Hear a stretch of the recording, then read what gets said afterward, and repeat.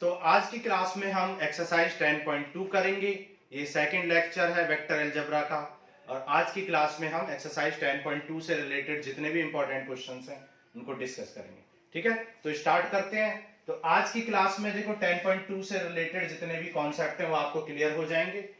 इसमें हम सबसे पहले देखेंगे मैग्नीट्यूड ऑफ ए वेक्टर, मतलब किसी भी वेक्टर का मैग्नीट्यूड, जिसे हम लेंथ भी कह सकते हैं। लेंथ कैसे निकालते हैं, इक्वल वेक्टर्स के बारे में बात करेंगे, scalar and vector components of vector के बारे में बात करेंगे, कोलिनियर वेक्टर के बारे में भी बात करेंगे कि कैसे दो कोलिनियर वेक्टर्स, मतलब एक कोलिनियर वेक्टर का कोलिनियर वेक्टर दूसरा कोलिनियर वेक्टर कैसे निकालते हैं। सेक्शन फॉर्मूले पे क्वेश्चन करेंगे और डायरेक्शन कोसाइंस की भी बात करेंगे और इसके अलावा और भी कुछ क्वेश्चंस और कॉन्सेप्ट्स की बात करेंगे। तो सबसे पहले हम आपको बताते हैं कि मैग्नीट्यूड ऑफ वेक्टर किसे कहते हैं। लेकिन मैग्नीट्यूड ऑफ वेक्टर समझने से पहले आपको पहले वेक्टर का रिप्रेजेंटेशन समझा देते हैं कि वेक्टर का मतलब क्या होता है। देखो, ये एक एक्स एक्सिस है, ये वाई एक्सिस है और ये जेड एक्सिस है।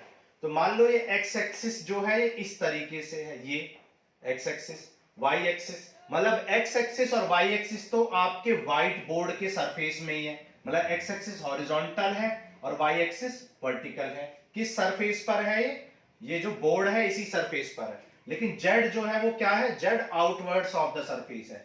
जेड जो है वो सरफेस के, बोर्ड के सरफेस के बाहर की तरफ इस तरीके से है। तो एक्स एक्सिस ये है, वाई एक्सिस ये है और जेड एक्सिस ये है। तो जब कोई पॉइंट को हमें रिप्रेजेंट करना होता है, किसी वेक्टर को रिप्रेजेंट करना होता है, मान लो देखो कि किसी भी वेक्टर को हमें रिप्रेजेंट करना है और उस वेक्टर की पोजीशन क्या है, एक्स के डायरेक्शन में तो 2 डिस्टेंस पर है, वाई के डायरेक्शन में 3 डिस्टेंस पर है और जेड के डायरेक्शन में 4 डिस्टेंस पर है। ठीक है, तो हम कहेंगे कि एक्स के डायरेक्शन में, यानी कि एक्स के डायरेक्शन में तो आपको 2 चलना है, तो यहां पे आ जाओगे। वाई के डायरेक्शन में आपको 3, तो 1 2 3, तो वाई के यानी कि ये हो गया। ठीक है, और जेड डायरेक्शन में आपको 4 चलना है। अब जेड डायरेक्शन में जब आप 4 चलेंगे, और आप जानते हैं जेड क्या है, आउटवर्ड्स ऑफ द बोर्ड है, तो जेड की वैल्यू जो हो जाएगी वो ऐसे बाहर की तरफ 4 यूनिट आएगी। तो आप क्या देख सकते हैं कि एक्स एक्सिस में 2 यूनिट चलना है, वाई एक्सिस में 3 यूनिट ऊपर चलना है और जेड एक्सिस में बाहर की तरफ, क्योंकि जेड एक्सिस बाहर की तरफ है यानी परपेंडिकुलर ऑफ द सरफेस है, तो वहां पर आपको ऊपर की तरफ 4 यूनिट चल रहा है। तो आपके जो वेक्टर की जो पोजीशन है वो ये है, यहां पर कहीं है एयर में। ठीक है, तो आपके वेक्टर की ये जो पोजीशन है, इससे ऑरिजिन की जो ये डिस्टेंस होगी, इसको हम क्या बोलते हैं, पोजीशन ऑफ द वेक्टर बोलते हैं। और पोजीशन ऑफ द वेक्टर को हम किससे रिप्रेजेंट करते हैं, ओपी से।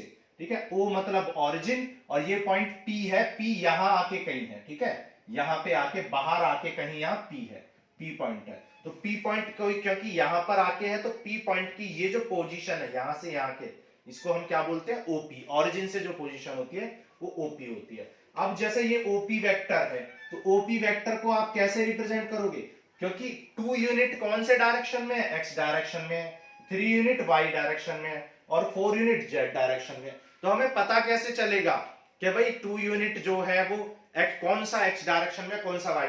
तो इसको रिप्रेजेंट करने के लिए हम एक आई जे के का यूज करते हैं, आई जे और के। आई आपको बताता है कि जो ये 2 यूनिट है वो किस डायरेक्शन में है, एक्स एक्सिस के डायरेक्शन में है। जे आपको बताता है कि 3 यूनिट वाई एक्सिस के डायरेक्शन में है और के आपको बताता है कि 4 यूनिट किस डायरेक्शन में है, जेड डायरेक्शन में है।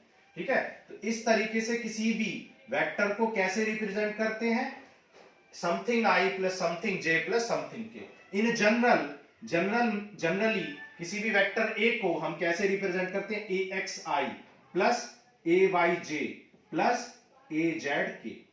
ठीक है, ए एक्स आई प्लस ए वाई जे प्लस ए जेड के, जहां ए एक्स क्या है, एक्स एक्सिस पर कितना आपका डिस्टेंस है, वाई एक्सिस पर कितनी डिस्टेंस है ये ए वाई बताएगा और जेड एक्सिस पर कितनी डिस्टेंस है वो ए जेड बताएगा। क्लियर है, तो ए एक्स, ए वाई और ए जेड आपको सिर्फ डिस्टेंस बताते हैं, जबकि आई जे के आपको डायरेक्शन बताते हैं। आई आपको बताता है कि ये एक्स डायरेक्शन में है, जे बताता है कि ये वाई डायरेक्शन में है और के बताता है कि ये जेड डायरेक्शन में। इसलिए जो स्केलर कंपोनेंट अगर पूछा जाए, स्केलर कंपोनेंट ऑफ वेक्टर, अगर वेक्टर के स्केलर कंपोनेंट की बात करें तो वेक्टर के स्केलर कंपोनेंट कौन से होते हैं? ax, ay एंड az होते हैं। जबकि वेक्टर कंपोनेंट, ठीक है, स्केलर कंपोनेंट्स और वेक्टर कंपोनेंट्स कौन से होते हैं? Vector components of vector, vector के वेक्टर कंपोनेंट्स कौन से होते हैं? axi, ayj and azk। ये आपको क्या बताते हैं? डायरेक्शन भी बताते हैं। इसलिए axi, ayj और azk वेक्टर कंपोनेंट है, क्योंकि वेक्टर कंपोनेंट डायरेक्शन भी बताते हैं और वेक्टर कंपोनेंट मैग्नीट्यूड भी बताते हैं। और जबकि ax, ay, az सिर्फ आपको मैग्नीट्यूड बताते हैं, यानी कि आपको स्केलर वैल्यू बताते हैं। क्लियर है आपको बात? तो आप समझ गए होंगे कि scalar and vector component of vector क्या होते हैं। किसी भी वेक्टर के ax, ay और az मतलब i, j, k के जो कोएफिशिएंट है उनको स्केलर कंपोनेंट्स कहते हैं। जबकि axi, ayj, ijk को जब इंक्लूड करके बताते हैं तो इसे हम क्या बोलते हैं? वेक्टर कंपोनेंट ऑफ वेक्टर बोलते हैं। अब ये ijk को क्या बोलते हैं हम? ijk आपको डायरेक्शन बताते हैं और ij and k are called, इसने क्या कहते हैं? Are called orthogonal unit vector. इन्हें हम ऑर्थोगोनल यूनिट वेक्टर कहते हैं। क्योंकि ये आपको क्या, क्योंकि ये ऑर्थोगोनल होते हैं, परपेंडिकुलर होते हैं। क्योंकि एक्स एक्सिस, वाई एक्सिस और जेड एक्सिस तीनों एक्सिस परपेंडिकुलर होते हैं। इस तरीके से देखो, ये एक्स एक्सिस है, ये आपका ऊपर वाई एक्सिस है और ये जेड एक्सिस है बाहर की तरफ। ठीक है, तो आप देख सकते हो कि ये दोनों भी परपेंडिकुलर है, ये दोनों भी परपेंडिकुलर है और ये दोनों भी परपेंडिकुलर है। ठीक है, देख रहे हो, सब परपेंडिकुलर है। इसलिए आई जे के क्या होते हैं? परपेंडिकुलर होते हैं। इसलिए हम इन्हें क्या बोलते हैं? ऑर्थोगोनल कहते हैं। ऑर्थोगोनल मतलब परपेंडिकुलर। और यूनिट वेक्टर क्यों कहते हैं? क्योंकि इनकी लेंथ 1 होती है। इनकी लेंथ 1 क्यों होती है? क्योंकि अगर इनकी लेंथ 1 नहीं होगी, अगर इनकी लेंथ 2 होगी या कुछ भी होगी, तो आपके जो स्केलर कंपोनेंट है उसकी वैल्यू चेंज हो जाएगी। इसलिए आई जे के की वैल्यू क्या ली जाती है? यूनिट, यानी कि 1 ली जाती है। क्लियर है? तो ये ऑर्थोगोनल यूनिट वेक्टर होते हैं आई जे के। क्लियर हो गई बात? चलो आगे चलते हैं। अब हम पढ़ेंगे मैग्नीट्यूड ऑफ वेक्टर। अब देखो, मैग्नीट्यूड ऑफ वेक्टर को 3D में समझना थोड़ा सा मुश्किल है। तो हम क्या करते हैं, कि मैग्नीट्यूड ऑफ वेक्टर को हम कैसे समझेंगे? 2D में समझेंगे तो आपको ज्यादा इजी समझ आएगा। देखो, ax आपको क्या बताता है? ax आपको x डायरेक्शन में कितने लेंथ है, ay y डायरेक्शन में और az आपको z डायरेक्शन में बताता है। तो हम सिर्फ x और y डायरेक्शन को कंसीडर कर रहे हैं। तो मान लो कोई वेक्टर की पोजीशन OP है, OP, और आपको क्या निकालना? OP की लेंथ निकालनी है, यानी कि मैग्नीट्यूड निकालना है। तो आप जानते हो ये ax है और ये ay है, तो ये भी ay हो जाएगा। तो यहाँ पे पाइथागोरस थ्योरम लगा लो। तो आप कह सकते हो कि OP का स्क्वायर किसके इक्वल होगा? ax के स्क्वायर प्लस ay के स्क्वायर के इक्वल होगा। तो OP की वैल्यू क्या हो जाएगी? Under root ax square plus ay square के इक्वल आ जाएगी। और लेंथ को हम किससे रिप्रेजेंट करते हैं? आप जानते हैं लेंथ को हम मॉडुलस से रिप्रेजेंट। तो आप कह सकते हैं कि OP की value ax square plus ay square, और क्योंकि हमने 2D कंसीडर किया, लेकिन 3D में az भी होता है, तो az स्क्वायर भी यहां पर आ जाएगा। ठीक है, हम आपको 2D से समझाने की कोशिश कर रहे हैं। तो आप समझ गए कि मैग्नीट्यूड निकालना कुछ भी नहीं है, सिर्फ पाइथागोरस थ्योरम लगानी है आपको। मैग्नीट्यूड निकालने का मतलब आपको पाइथागोरस थ्योरम निकालनी है। लेंथ या मैग्नीट्यूड का मतलब होता है पाइथागोरस थ्योरम लगा दो। ठीक है, तो आप समझ गए होंगे कि ax square plus ay square plus az square क्यों करते हैं। क्लियर है बात? तो मैग्नीट्यूड ऑफ वेक्टर आपको समझ में आ गया होगा। अब लास्ट लेक्चर में हमने आपको बताया था इक्वल वेक्टर्स हमने बताए थे, और हमने आपको बताया था इक्वल वेक्टर वो होता है जिसका मैग्नीट्यूड भी इक्वल हो, डायरेक्शन भी इक्वल हो। मतलब मैग्नीट्यूड कौन बताता है? स्केलर कंपोनेंट, और डायरेक्शन कौन बताता है? Vector component. यानी कि स्केलर और वेक्टर दोनों कंपोनेंट इक्वल हो तो दो वेक्टर क्या हो जाते हैं? इक्वल हो जाते हैं। जैसे फॉर एग्जांपल, अगर कोई वेक्टर a है और कोई वेक्टर b है, तो a क्या है? axi plus ayj plus azk है, और b क्या है? bxi plus byj plus bzk है। तो ये वेक्टर तभी इक्वल होंगे जब इनके स्केलर कंपोनेंट भी इक्वल होंगे। ax किसके इक्वल होना चाहिए? bx के ay, by के az, bz के, तभी हम बोलेंगे कि ये क्या है? Equal vector. इक्वल वेक्टर का मतलब होता है उनके स्केलर कंपोनेंट भी इक्वल हो, उनका डायरेक्शन भी सेम हो।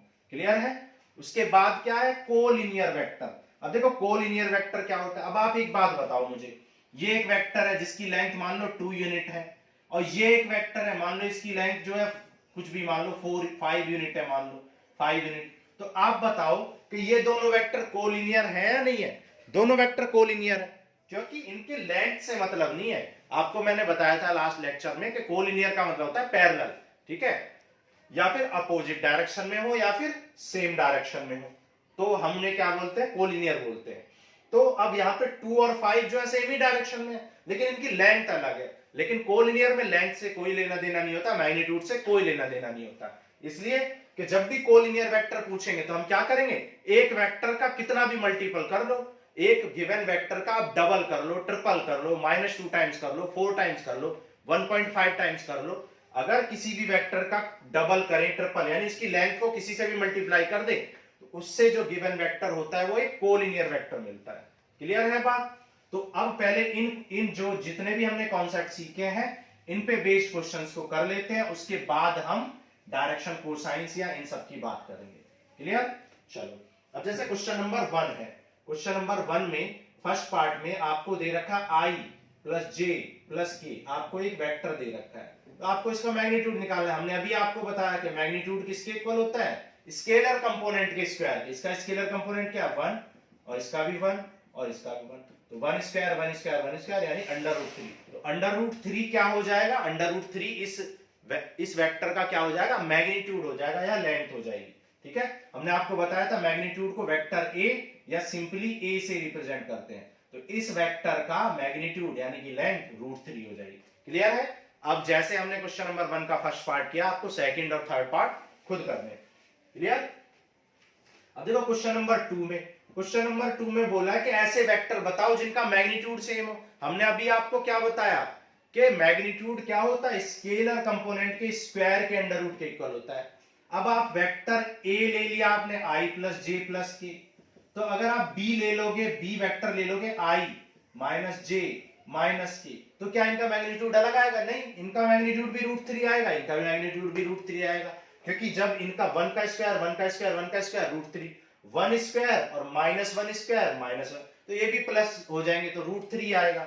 भाई इसका मैग्नीट्यूड भी कितना आएगा आपका, √3, क्योंकि 1 स्क्वायर -1 स्क्वायर -1 स्क्वायर, तो ये क्या आ जाएगा, 1 + 1 + 1, तो √3, और इसका मैग्नीट्यूड तो ऑलरेडी √3 निकाल के दिखा ही चुके हैं। तो दोनों वेक्टर का मैग्नीट्यूड, अब 50 में ऐसे वेक्टर लिख सकते हो आप। लो एक और वेक्टर लिख दो, -i + j - k, एक और वेक्टर लिख लो -i - j - k, एक और वेक्टर लिख लो i + j - k। ठीक है, ये सारे वेक्टर कैसे हैं, ये सारे वेक्टर इक्वल मैग्नीट्यूड में है, क्योंकि मैग्नीट्यूड जो है वो स्केलर कंपोनेंट के स्क्वायर पे डिपेंड करता है। तो आप नेगेटिव लगाए या पॉजिटिव, आपका मैग्नीट्यूड सेम ही आने वाला है। क्लियर है बात। चलो आगे चलते हैं, क्वेश्चन नंबर 3 करते हैं। अब क्वेश्चन नंबर 3 में आपसे पूछा है कि ऐसे वेक्टर बताओ जिनका डायरेक्शन सेम हो। मैंने अभी आपको बताया था कि किसी भी वेक्टर के मल्टीपल करने से उसका मैग्नीट्यूड चेंज होगा। भाई अगर कोई वेक्टर है, इस वेक्टर की लेंथ 2 यूनिट है और मैं इस वेक्टर को 2 से मल्टीप्लाई कर दूं, तो इस नए वेक्टर की लेंथ 4 यूनिट हो जाएगी। तो क्या इसका डायरेक्शन चेंज हो जाएगा, नहीं। तो मल्टीप्लाई करने से डायरेक्शन चेंज नहीं होता है, मतलब लेंथ को डबल करने से, ट्रिपल करने से, या कितना भी टाइम्स करने से, मल्टीपल प्रोपोर्शनल करने से कोई भी नहीं होता, मतलब आपका डायरेक्शन चेंज नहीं होता है। तो अगर कोई वेक्टर आपका i + j + k है, तो उसका आप डबल कर दो, ट्रिपल कर दो, कुछ भी कर दो, डबल कर दिया देखो आपने, चाहे तो आप ट्रिपल कर दो, चाहे तो आप -2 टाइम्स कर दो। ठीक है, सारे कंपोनेंट को 3 से इंटू कर दो, तो ये सारे वेक्टर क्या है, प्रोपोर्शनल है। ठीक है, तो a जो है वो प्रोपोर्शनल है b का, या a = lambda times of b है। मतलब जब a b का प्रोपोर्शनल हो या सम टाइम्स हो, मल्टीपल हो, तो आप कहते हैं कि ये दोनों क्या है, कोलिनियर है। और कोलिनियर है तो इनका डायरेक्शन सेम ही होगा, आप जानते हो। तो आपसे यही पूछा था कि 2 ऐसे वेक्टर लिख दो जिनका डायरेक्शन सेम हो। देखो 3 लिख दिए हमने, 10 लिख लो। आप इसको किसी से भी मल्टीप्लाई कर दो, इसका मल्टीपल निकाल लो, इसके जितने भी मल्टीपल होंगे सारे मल्टीपल ही क्या होंगे, सेम डायरेक्शन में होंगे, सिर्फ उनकी लेंथ चेंज होती जाएगी। क्लियर है। ओके आगे चलते हैं।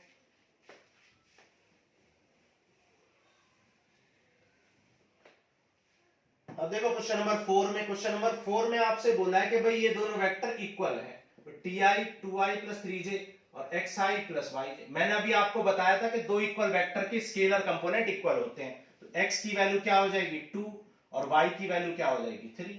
यही आपके आंसर हो जाएंगे। क्लियर है? चलो आगे चलते हैं, क्वेश्चन नंबर 5 करते हैं। अब देखो क्वेश्चन नंबर 5 में आपको क्या दे रखा है, पोजीशन वेक्टर दे रखे हैं। क्वेश्चन नंबर 5 में आपको इनिशियल पॉइंट और टर्मिनल पॉइंट दे रखे हैं। ठीक है, इनिशियल पॉइंट्स। अब देखो इनिशियल पॉइंट क्या दे रखा है 2,1 और टर्मिनल पॉइंट क्या दे रखा है, टर्मिनल पॉइंट दे रखा है -5,7। ये दे रखा है, इनिशियल पॉइंट दिया हुआ है और टर्मिनल पॉइंट आपको दिया हुआ है। अब देखो इनिशियल पॉइंट जो है वो क्या होता है, उसका जो वेक्टर होता है उसकी टेल को इनिशियल पॉइंट कहते हैं और हेड को उसका टर्मिनल पॉइंट कहते हैं। ठीक है, तो पहले इनिशियल पॉइंट को आप इनिशियल वेक्टर में बदल दो। किसमें बदल दो? इनिशियल पोजीशन वेक्टर में। मतलब इसको पहले वेक्टर फॉर्म में लिख लो। वेक्टर फॉर्म में क्या आ जाए 2i प्लस जे और टर्मिनल पोजीशन वेक्टर को आप किस में लिख लोगे -5 प्लस 7j। ये भी वेक्टर फॉर्म में लिख लिया। अब आपको देखो वेक्टर, कोई भी वेक्टर अगर जैसे मान लो ये पॉइंट ए है ये बी है, तो कोई भी वेक्टर ए बी अगर आपको निकालना है तो आप क्या करोगे, हमेशा ओ बी माइनस ओ ए कर दोगे। मतलब टर्मिनल पोजीशन वेक्टर में से इनिशियल पोजीशन वेक्टर सब्ट्रैक्ट कर दोगे। हम इसका डेरिवेशन भी आपको करवा सकते हैं, लेकिन 20 डेज प्लस में ये पॉसिबल नहीं है कि हम इसका डेरिवेशन भी आपको बताएं और फिर क्वेश्चन कराएं। तो ओ बी माइनस ओ ए, तो ये ओ बी माइनस ओ ए कितना है, दिस माइनस दिस, तो -5i प्लस 7j और माइनस सब्ट्रैक्ट कर देंगे 2i प्लस j। तो इसमें से ये सब्ट्रैक्ट कर देंगे तो आ जाएगा -7i और प्लस 6j। ये आपका वेक्टर हो जाएगा। क्लियर है बात? चलो आगे चलते हैं। अच्छा, अब ये आपका वेक्टर निकला है। अब इसके स्केलर कंपोनेंट कौन से होंगे, -7 और 6 इसके स्केलर कंपोनेंट हो जाएंगे और वेक्टर कंपोनेंट क्या होंगे 7i और -7i और 6j। जैसा कि हमने एक्सप्लेन किया था कि वेक्टर कंपोनेंट कैसे होते हैं और स्केलर कंपोनेंट क्या होते हैं। क्लियर है? चलो आगे चलते हैं। अब आगे देखो क्वेश्चन नंबर 6 में आपसे पूछा कि इन वेक्टर्स को सम करो। देखो सम करना तो बहुत इजी होता है, आई वाले कंपोनेंट को आई में ऐड कर दो, जे वाले को जे में, के वाले को के में। तो इसको हम नहीं कर रहे हैं, सम करना सबको आता है। अब देखो क्वेश्चन नंबर 7 जो है इंपॉर्टेंट क्वेश्चन है और उसमें आपको क्या निकालना है, यूनिट वेक्टर निकालना है। यूनिट वेक्टर तो आपको a इक्वल टू दे रखा i plus J plus 2k, ये आपको एक वेक्टर दे रखा है और आपको इसमें कोई यूनिट वेक्टर में कन्वर्ट करना। अब हमने क्लास 1 में लेक्चर 1 में आपको बताया था कि यूनिट वेक्टर वो होता है जिसकी लेंथ 1 होती है, यानी मैग्नीट्यूड 1 होता है। अब आप एक बात बताओ, अगर किसी वेक्टर को उसी वेक्टर की लेंथ से डिवाइड कर दे तो उसकी लेंथ कितनी हो जाएगी यार, 1 हो जाएगी। अगर कोई वेक्टर है उसकी लेंथ 5 सेंटीमीटर है, तो अगर 5 सेंटीमीटर से ही उसको डिवाइड कर दोगे तो उसकी लेंथ क्या हो जाएगी, 1 यूनिट हो जाएगी। मतलब अगर किसी वेक्टर को उसकी लेंथ से, अब लेंथ मतलब मैग्नीट्यूड, मैग्नीट्यूड मतलब मॉडुलस, मॉडुलस से डिवाइड कर दोगे तो वो यूनिट वेक्टर बन जाएगा।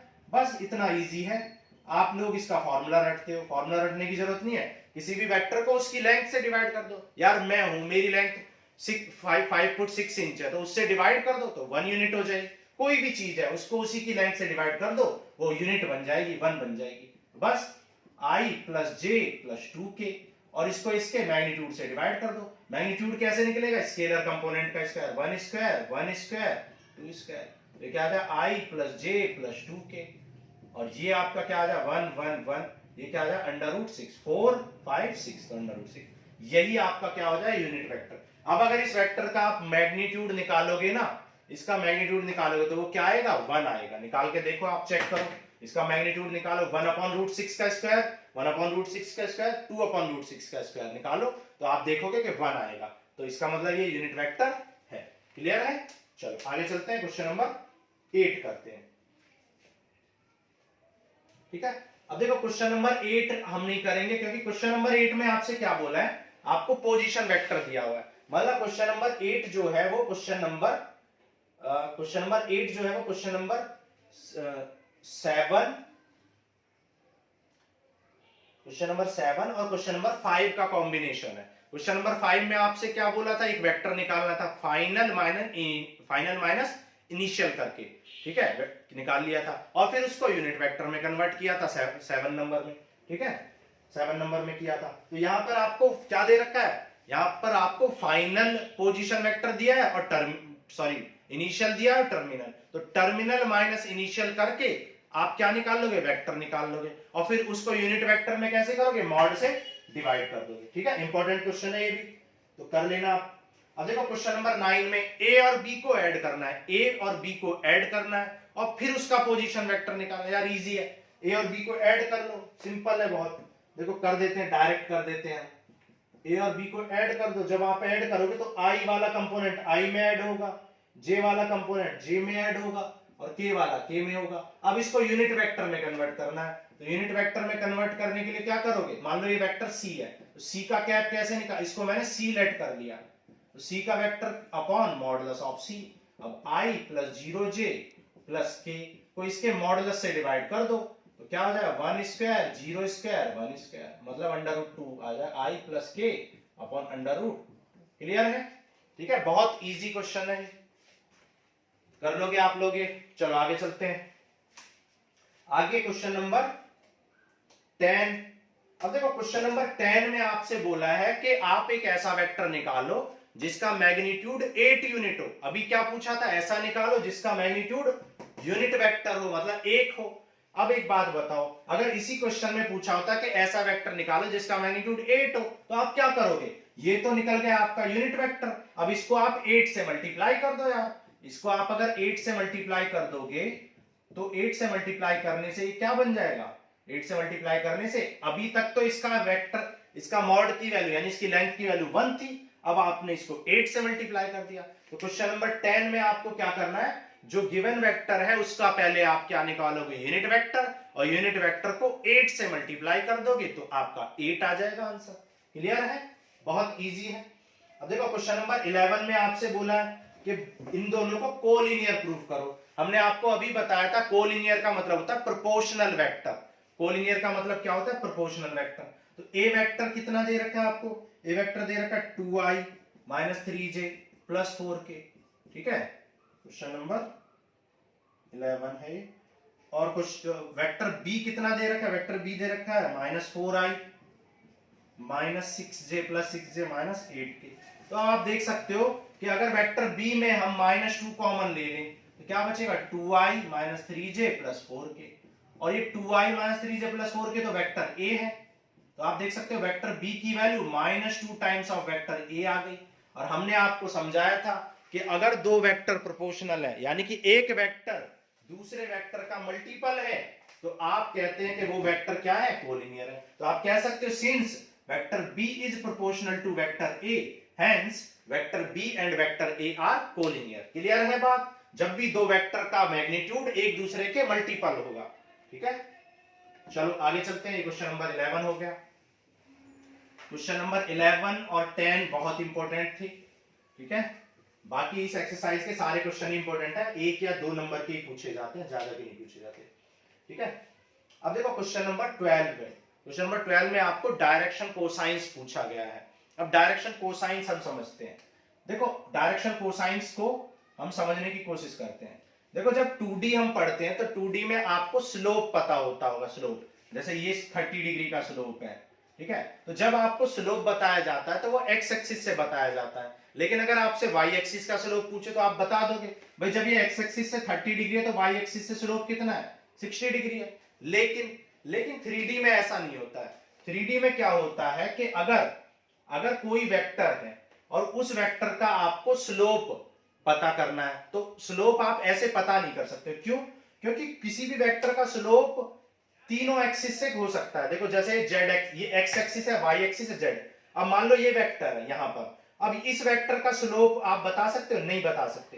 क्यों? ये वेक्टर देखो एक्स एक्सिस से भी कुछ एंगल बना रहा है, वाई एक्सिस से भी, और सेम टाइम पे जेड एक्सिस से भी, तो तीनों एक्सिस से कुछ ना कुछ एंगल बना रहा है, ठीक है। तो स्लोप निकालने के लिए आप एक चीज से बता नहीं सकते हो, ठीक है। आप एक एंगल नहीं बता सकते हो, आपको 3 एंगल की जरूरत पड़ेगी कि भाई वो एक्स एक्सिस से कितना एंगल बना रहा है, वाई एक्सिस से कितना बना रहा है, और जेड एक्सिस से, ठीक है। तो जैसे एक्स वाई जेड एक्सिस है, एक्स वाई और जेड एक्सिस, तो अगर ये कोई पॉइंट P है और ये एक वेक्टर है, तो एक्स एक्सिस से कितना एंगल बना रहा है उसे अल्फा कहते हैं, वाई एक्सिस से कितना बना रहा है उसे बीटा, और जेड एक्सिस से, अब देखो जेड एक्सिस का है ये है जेड एक्सिस, ये ऊपर की तरफ। अब जेड एक्सिस से ये जो एंगल है ये वाला, ये क्या होगा, गामा होगा। तो इस एंगल को हम क्या बोलेंगे, गामा एंगल बोलेंगे इस वाले को।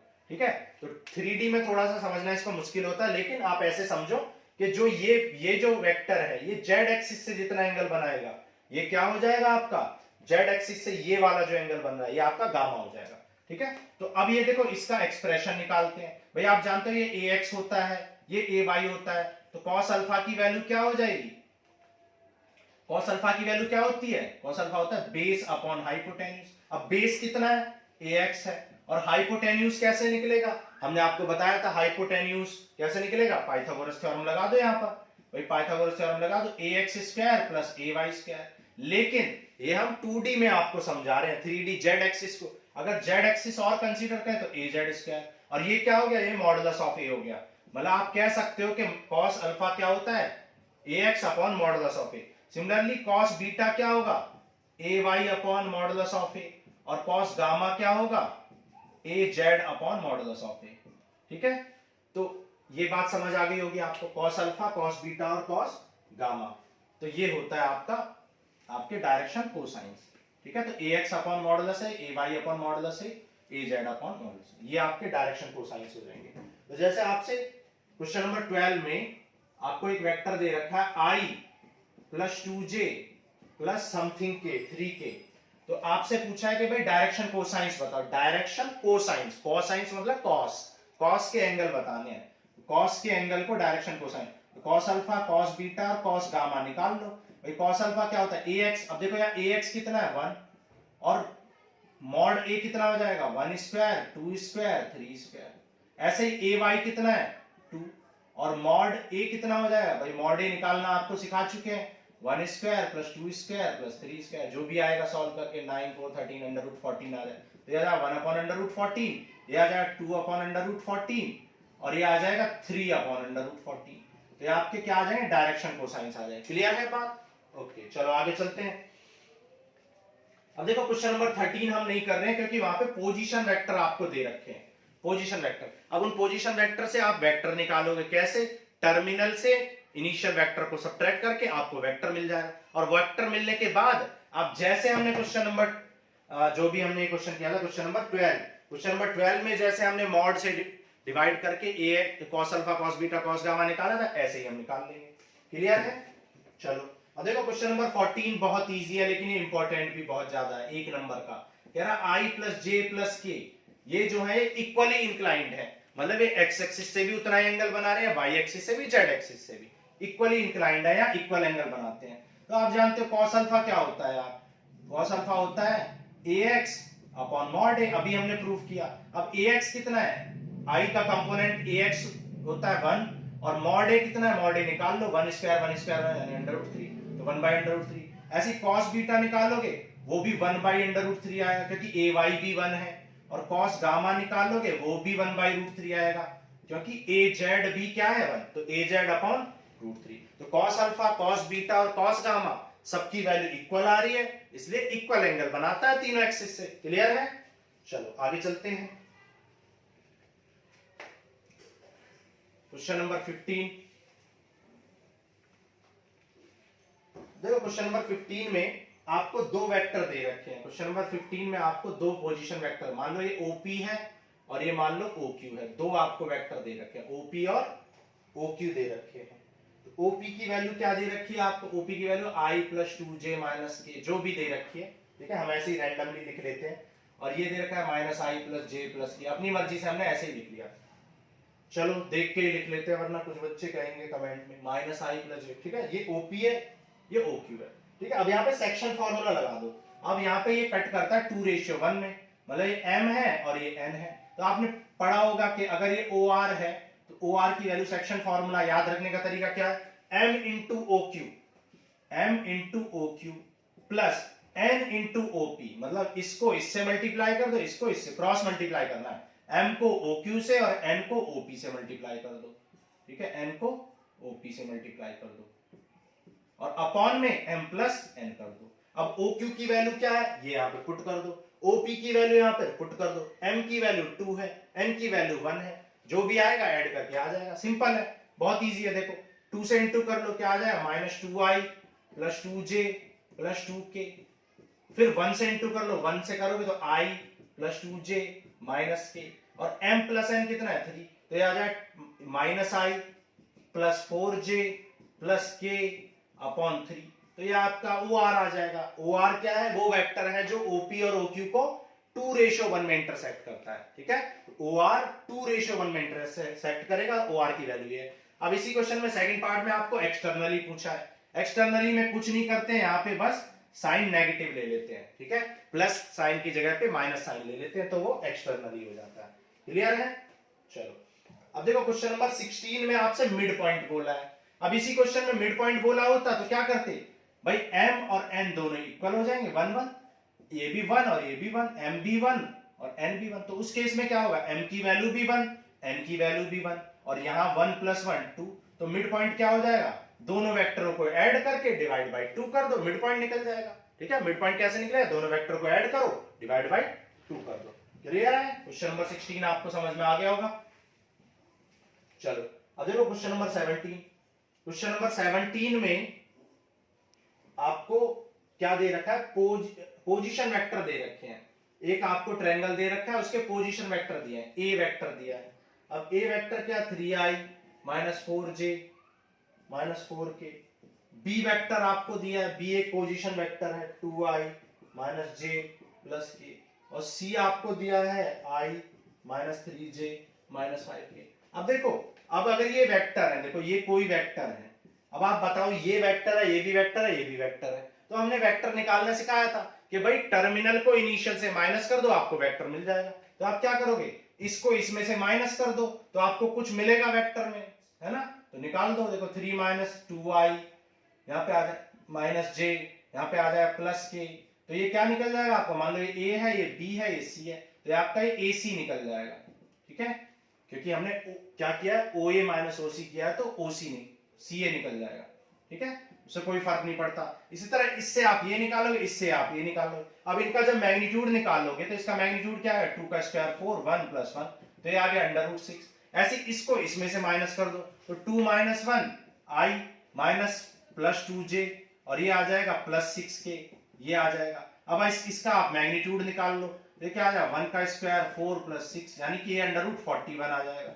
ऐसे ही इसको इसमें से माइनस कर दो, 3 - 2 कितना हो जाए i, 4 माइनस ये कितना आ जाएगा -3j, और ये कितना हो जाएगा -5k। अब इसका मैग्नीट्यूड निकाल लो, मैग्नीट्यूड निकालना आता है 1 स्क्वायर + 3 का स्क्वायर 9 5 25, तो ये आ जाए √36। ठीक है, ये आ गया आपका 35। तो अब आप देख सकते हो कि AC का स्क्वायर, देखो AC का स्क्वायर कितना है, √6 का स्क्वायर प्लस AB का स्क्वायर, AB कितना है भाई, AC कितना है, AB कितना है, AB √35 है, और AC कितना है, √6 है। तो 35 का स्क्वायर क्या होगा, 35 और +6, ये हो गया 41 का स्क्वायर, और 41 का स्क्वायर तो किसके इक्वल है, BC के इक्वल है, वेक्टर BC के। तो ये क्या हो जाएगा, वेक्टर BC का स्क्वायर हो जाएगा। तो आपने देखा कि पाइथागोरस थ्योरम सेटिस्फाई हो गई, पाइथागोरस थ्योरम सेटिस्फाई हो गई।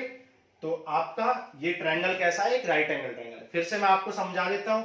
आपने क्या किया भाई, आपको 2 पॉइंट दिए थे, आपने क्या किया, OC - OA करके AC निकाल लिया। BC कैसे निकाला, OC - OB करके BC निकाल लिया। ठीक है, AB कैसे निकाला, OB - OA करके क्या निकाल लिया आपने, AB निकाल लिया। तीनों वेक्टर निकाल लिए, आपको सिखा चुके हैं, कई सारे क्वेश्चन हमने किए, है ना। जब तीनों निकल गए, उनका मैग्नीट्यूड निकाल लिया, मैग्नीट्यूड भी निकालना सिखा चुके हैं। बस फिर पाइथागोरस थ्योरम सेटिस्फाई कर लिया। अगर पाइथागोरस थ्योरम सेटिस्फाई होती है तो इसका मतलब ये गिवन ट्रायंगल क्या है, राइट एंगल ट्रायंगल है। ठीक है, आ रहा है समझ में? ओके, चलो आगे चलते हैं, क्वेश्चन नंबर 18 करते हैं।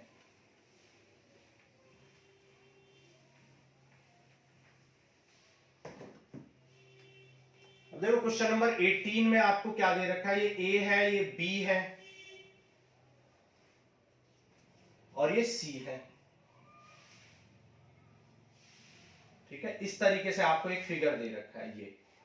तो देखो इस तरह के फिगर में आप क्या करते हो, आप या तो क्लॉकवाइज घुमा दो या एंटी क्लॉकवाइज। मान लो मैं ये एंटी क्लॉकवाइज घुमा रहा हूं, एंटी क्लॉक जो जो हमारे डायरेक्शन में आएगा, जो हमारे डायरेक्शन में आएगा उसको पॉजिटिव लिखेंगे, जो हमारे डायरेक्शन के अपोजिट आएगा उसको नेगेटिव लिखेंगे।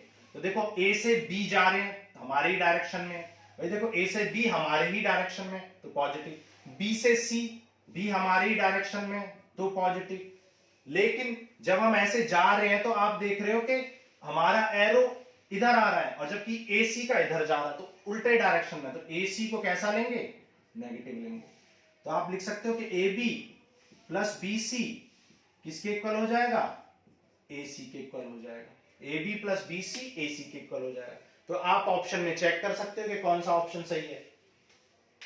ठीक है, अच्छा अब देखो एक बात और आपको पता होनी चाहिए, अगर ए सी को अगर सी ए लिखोगे, negative of A vector class 1 में सिखाया था, अगर ए सी को उल्टा लिखोगे सी ए तो ये नेगेटिव हो जाएगा, मतलब यहां पॉजिटिव आ जाएगा। तो ये हो जाएगा A B plus B C plus C A हो जाएगा। ठीक है, क्योंकि आपने ए सी को क्या लिखा है, सी ए, मतलब आपने डायरेक्शन चेंज कर दिया, ए से सी जाना था लेकिन आपने सी से ए कर दिया, तो वेक्टर कैसा हो जाएगा, नेगेटिव, इसलिए यहाँ पे साइन अब पॉजिटिव आ जाएगा, क्योंकि ऑलरेडी नेगेटिव था तो पॉजिटिव। तो इस तरीके से आप डायरेक्शन चेंज कर सकते हैं। ठीक है, और अपने ऑप्शन चेक कर सकते हैं। ठीक है, तो आपको ये खुद से करना है, ऑप्शन चेक करने हैं, ए बी बी सी को डायरेक्शन चेंज करके चेक करना है। ठीक है, क्वेश्चन नंबर 19 आपको खुद करना है। आपको मैंने बताया था कि प्रोपोर्शनल जब वेक्टर होते हैं तो वो क्या होते हैं, कोलिनियर। तो आपसे वही पूछा कि ए और बी कोलिनियर कब होंगे, तो आप ऑप्शन नंबर ए में देख सकते हो, बी क्या है, लैम्डा टाइम्स ऑफ ए, तो प्रोपोर्शनल है, सही है। ए क्या है, plus minus B times of, plus minus times of B है। ए क्या है, इक्वल टू है plus minus times of B, तो ये भी क्या है, ये भी प्रोपोर्शनल है। और थर्ड में क्या है, नॉट प्रोपोर्शनल बोला है, कह रहा है A and B are not proportional, तो ये रॉन्ग हो जाएगा। ए और बी नॉट प्रोपोर्शनल, ये रॉन्ग हो जाएगा, क्योंकि ए और बी प्रोपोर्शनल होने चाहिए। कोलिनियर होने के लिए ए और बी क्या होने चाहिए, प्रोपोर्शनल होने चाहिए। आ गया समझ में, क्लियर है बात? ठीक है, चलो। और ऑप्शन नंबर डी भी चेक कर लेते हैं। ऑप्शन नंबर डी में क्या हो रहा है, both vector A and B have same direction but different magnitude. देखो सेम डायरेक्शन हो बट डिफरेंट मैग्नीट्यूड हो, क्या कोलिनियर होते हैं, बताओ। हमने पिछली क्लास में आपको एक्सप्लेन किया था, तो आपको खुद से थिंक करना है। अगर आप नहीं कर पा रहे हो तो आपको क्लास 1 को फिर से देखना है। ठीक है, चलो ओके, थैंक यू।